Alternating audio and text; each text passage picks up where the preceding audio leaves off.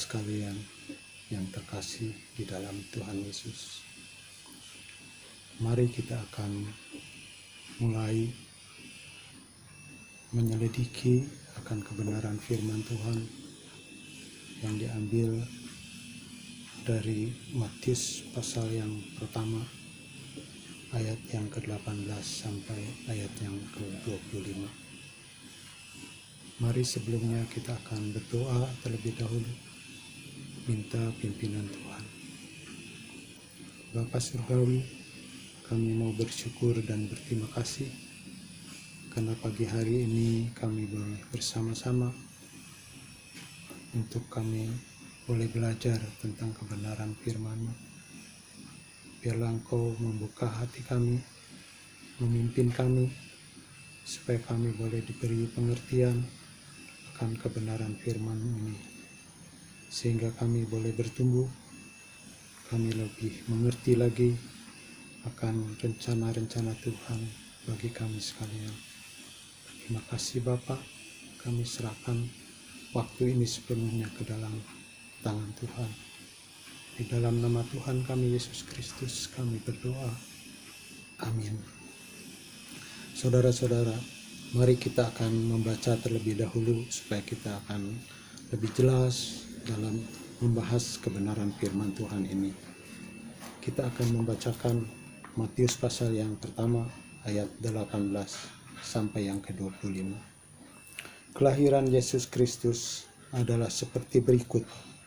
Pada waktu Maria ibunya bertunangan dengan Yusuf, ternyata ia mengandung dari Roh Kudus sebelum mereka hidup sebagai suami istri.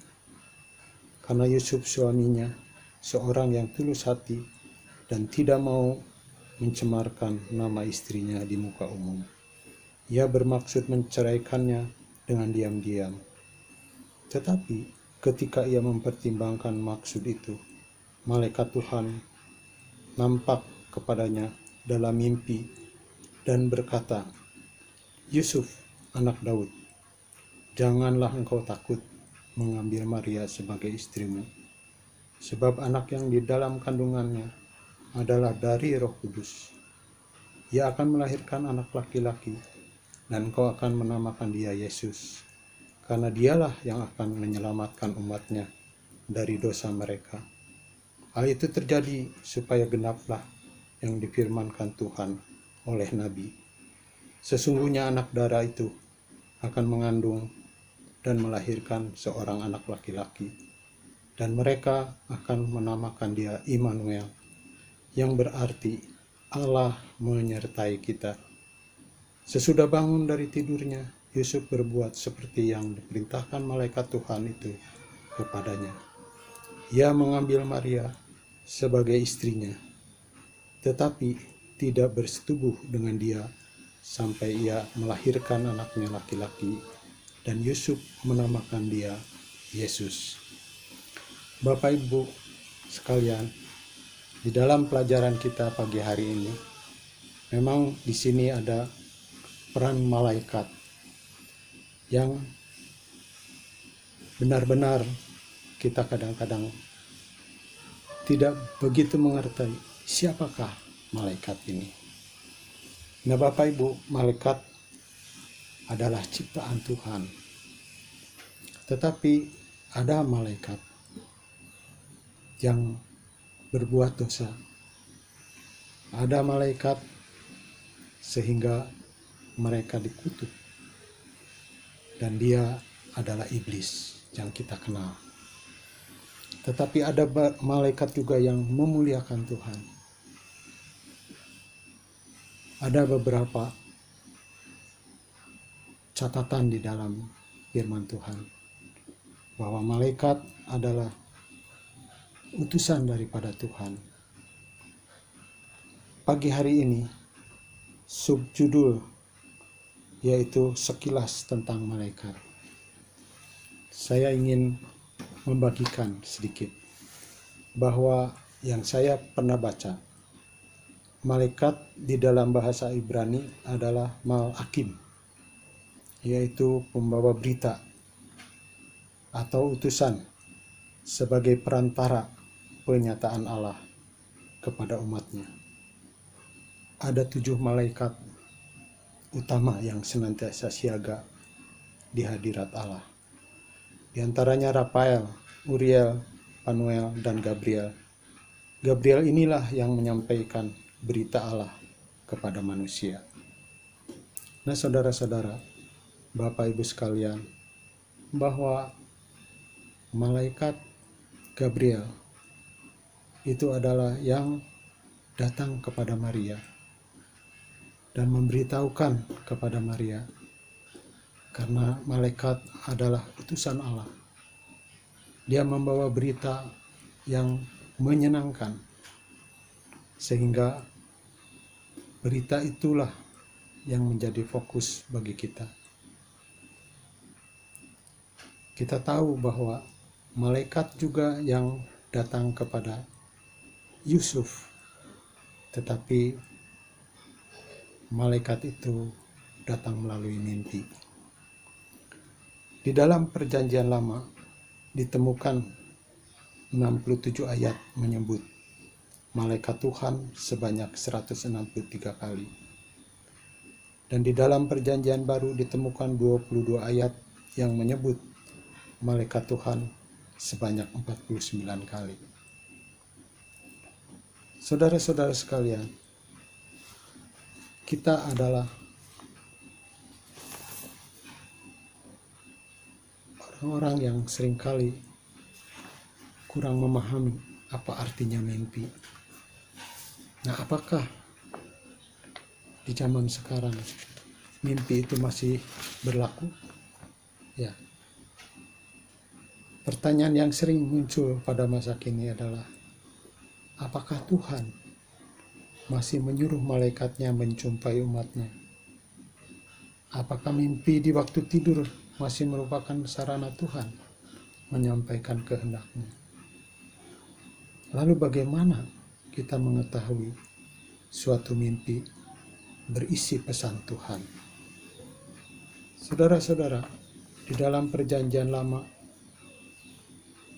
dan Perjanjian Baru ada kata malaikat dan juga malaikat Tuhan. Kata malaikat saja itu di dalam Perjanjian Lama ada 105 ayat yang menyebut malaikat sebanyak 119. Dalam Perjanjian Baru ditemukan 179 ayat yang menyebut malaikat sebanyak 237 kali. Seperti yang saya katakan tadi, bahwa malaikat yang jahat itu adalah malaikat ciptaan Tuhan, namun yang jatuh karena memberontak kepada Tuhan. Dalam Alkitab disebut sebagai iblis atau setan dan roh-roh jahat. Di dalam Matius pasal yang ke-25 ayat 41. Ini diumpamakan iblis itu sebagai kambing. Ya. Dan malaikat yang baik adalah disebut domba. Roh jahat yang masuk dari babi, masuk ke babi maksud saya, lalu diusir. Lalu malaikat Tuhan ini adalah malaikat ciptaan Tuhan yang taat dan setia melayani Tuhan. Di dalam Matius 16 ayat 27 mengatakan bahwa selalu memuliakan Tuhan. Yang ketiga adalah malaikat Tuhan. Ini adalah malaikat bukan ciptaan, melainkan Tuhan sendiri. Seperti kita ketahui di dalam Perjanjian Lama, ketika malaikat Tuhan datang kepada Abraham.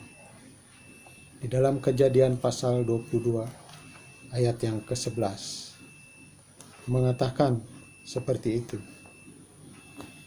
Dan di dalam Keluaran pasal yang ketiga ayat yang kedua,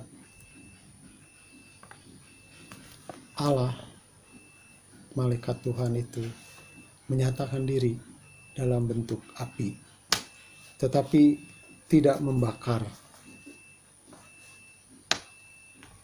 Saudara-saudara sekalian, perkataan malaikat melalui mimpi.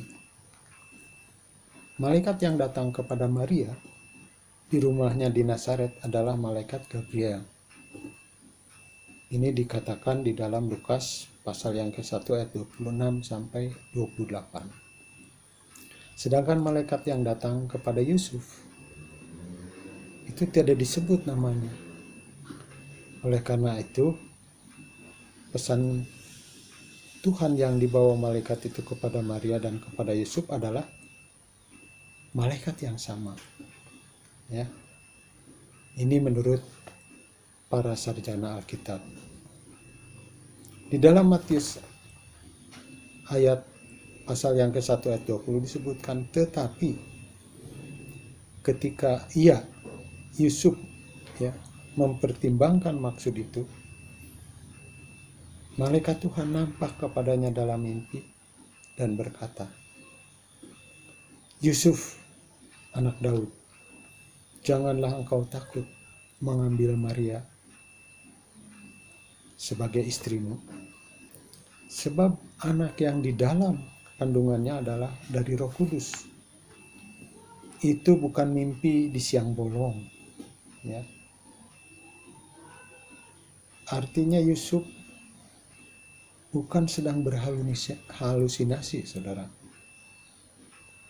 Mimpi Yusuf ini adalah malam dan disebut di dalam Matius pasal yang ke-1 ayat 24 juga, sesudah bangun dari tidurnya. Nah, Bapak Ibu Saudara, Yusuf berbuat seperti yang diperintahkan malaikat Tuhan itu kepadanya. Ia mengambil Maria sebagai istrinya. Yusuf pada waktu itu gelisah mengetahui Maria tiba-tiba hamil. Berita tentang kehamilan Maria itu pun mungkin sudah merebak menjadi buah bibir, saudara. Di tengah keluarga dan masyarakat luas, Yusuf mengenal Maria adalah wanita yang saleh, sungguh beriman. Namun fakta itu membuat Yusuf bingung, saudara. Ia berpikir keras dan sampai kepada keputusan akan menceraikan Maria sebagai tunangannya. Ketika Yusuf tidur, ia mendapat mimpi khusus dengan pesan yang sangat jelas dari malaikat. Perkataan malaikat dalam mimpi itu menjawab kegelisahan hatinya. Yusuf sebagai orang yang tulus dan beriman, ketika menerima perkataan malaikat yang isinya pesannya sama dengan yang diterima Maria, ia menyadari bahwa perkataan itu adalah pesan dari Tuhan. Maka Yusuf pun taat melakukannya. Nah, saudara-saudara, pertanyaan yang sering muncul pada masa kini, apakah mimpi di waktu tidur masih merupakan sarana bagi Tuhan untuk menyampaikan kehendak-Nya? Saudara-saudara, seringkali kita mendengar mungkin teman kita, mungkin saudara kita mengatakan bermimpi, ya. Salah satu teman saya yang tadinya dia beragama Buddha, tetapi dia sekarang menjadi Kristen. Dia menceritakan kepada saya, memberi kesaksian bahwa dia ketika tidur dan pada waktu itu dia sakit, lalu dia melihat ke dinding tembok, ada penglihatan, dia melihat seperti itu. seseorang yang berjubah putih dan berkilau-kilauan, tetapi dia tidak bisa melihat wajahnya. Lalu dia bangun, dan setelah bangun, lalu dia merenungkan apa arti mimpi itu. Dan setelah dia bertanya kepada teman-teman yang lain bahwa itu adalah Yesus. Dan akhirnya dia mencari gereja, masuk ke gereja, sampai dibaptis, menjadi anggota gereja, dan menjadi pelayan. Itu bisa terjadi, saudara, bahwa Tuhan bisa saja berbicara melalui mimpi. Tetapi yang harus jelas, kita harus menguji apakah mimpi itu benar. Nah, di dalam 1 Yohanes pasal yang keempat ayat 1-3, saya ingin membuka ayat ini supaya kita bisa lebih jelas apakah mimpi itu masih berlaku atau tidak. Pada dasarnya bahwa mimpi itu harus kita uji. 1 Yohanes pasal yang keempat berbunyi demikian. Saudara-saudaraku yang kekasih, janganlah percaya akan setiap roh, tetapi ujilah roh-roh itu, apakah mereka berasal dari Allah. Sebab banyak nabi-nabi palsu yang telah muncul dan pergi ke seluruh dunia. Demikianlah kita mengenal roh Allah. Tiap roh yang mengaku bahwa Yesus Kristus telah datang sebagai manusia berasal dari Allah. Dan setiap roh yang tidak mengaku Yesus tidak berasal dari Allah. Roh itu adalah roh antikristus, dan tentang dia telah kamu dengar bahwa ia akan datang, dan sekarang ini ia sudah ada di dalam dunia. Nah, saudara-saudara, kita harus berhati-hati dan kita harus menguji. Nah, Bapak Ibu, ada pesan Tuhan melalui malaikat yang mungkin Bapak Ibu bisa isi di dalam buku murid, ya, tentang dari siapakah Maria mengandung, ya. Itu Bapak Ibu bisa belajar mencari itu semua. Lalu pertanyaan yang kedua, apa yang direncanakan Yusuf terhadap Maria? Apakah pesan khusus yang disampaikan malaikat kepada Yusuf? Mengapa bayi laki-laki yang akan dilahirkan Maria diberi nama Yusuf? Bapak Ibu, melalui malaikat yang hadir dalam mimpi Yusuf, di sini jelas Tuhan memberi pesan yang sangat jelas agar Yusuf membatalkan rencananya, yaitu rencana untuk menceraikan Maria, untuk memutuskan hubungannya secara diam-diam. Yusuf juga diminta untuk menikahi Maria dan menerima bahwa Maria hamil oleh karena perbuatan ajaib dari Tuhan. Nah, Bapak Ibu Saudara, mengapa di dalam ayat yang kedua disebutkan menceraikan istrinya? Ya, padahal dia belum menikah. Saya kadang-kadang tadinya tidak memahami ini. Padahal masih bertunangan, tetapi disebutkan istrinya. Nah, di sini saudara, kita bahwa adat atau kebiasaan orang Yahudi waktu itu, orang yang bertunangan, ya, itu sudah pasti menjadi suami istri, ya. Jadi kalau Yusuf dan Maria bertunangan, Itu artinya juga bisa disebut suami istri, karena kalau bertunangan terus diputuskan itu tidak bisa ya. Tapi kalau zaman sekarang sesudah nikah pun bisa putus. Nah, Bapak Ibu Saudara, ya, Yesus, karena arti Yesus adalah juru selamat. Ya, di sini mengatakan, bertanya mengapa bayi laki-laki yang akan dilahirkan Maria diberi nama Yesus. Karena arti Yesus adalah juru selamat, dan dialah yang akan menyelamatkan umatnya dari dosa mereka. Yesus dalam bahasa Ibrani adalah Yehoshua, ya, Tuhan penyelamat.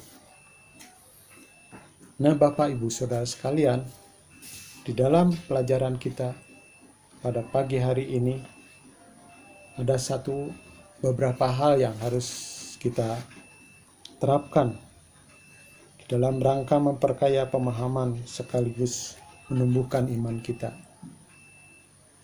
Saran yang sebaiknya kita lakukan adalah tulislah satu hal yang penting yang paling Anda kagumi seputar kelahiran Yesus.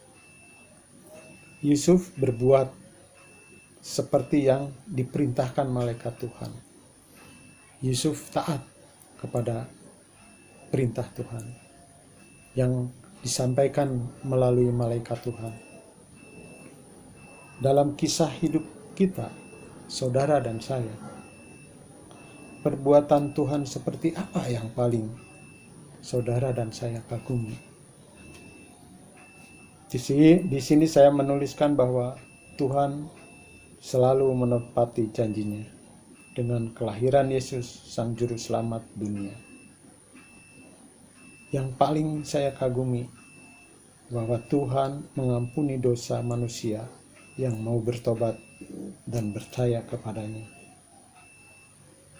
Saudara-saudara, bahwa sesungguhnya kita memuji Tuhan bukan karena Dia memerlukan pujian dari manusia, melainkan kita yang perlu memuji Tuhan. Dengan kata lain, memuji Tuhan adalah kebutuhan. Nah, Bapak Ibu Saudara, biarlah pelajaran kita pada pagi hari ini yang boleh mengingatkan kita bahwa kelahiran Yesus adalah sangat begitu fenomenal. Kelahiran Yesus sungguh mengagumkan. Dari rencana Allah yang dinubuatkan oleh para nabi, Yesus yang akan lahir dari perawan. Yesus lahir karena Roh Kudus, bukan karena hubungan antara pria dan wanita. Pesan Tuhan melalui malaikat kepada Maria dan Yusuf adalah pelaksanaan janji Tuhan yang dinubuatkan oleh Nabi Yesaya 700 tahun yang lalu. Sebab itu, Tuhan sendirilah yang akan memberikan kepada kita suatu pertanda.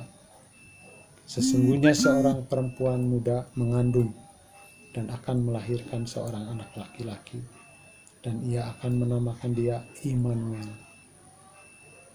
Saudara-saudara sekalian, Immanuel berarti Allah menyertai kita.